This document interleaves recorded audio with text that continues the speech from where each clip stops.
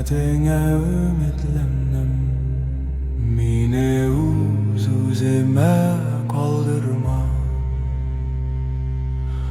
Göz açıp yumgan arada da yardımsız etme beni. Barışlarımı tertibke sal, yollarımı doğru it.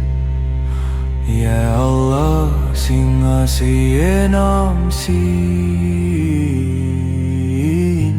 birden biriyle.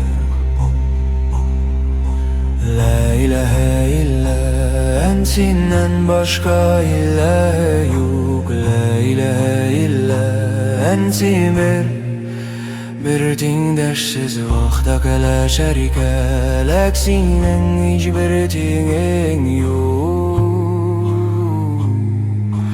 Ya rahmetine ümitlenim. Meni o'z halime kaldırma, bir mizgilge de taşlama. Yardımından ayırma, barışlarımni tuzat, ko'nglime tinchlik sal.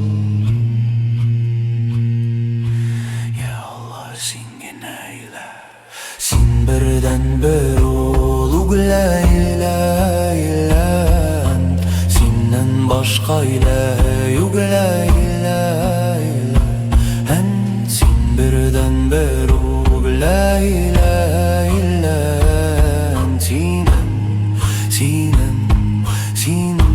bir tengdashsiz vaqta kala şerikelek senin hiçbir tengin yok.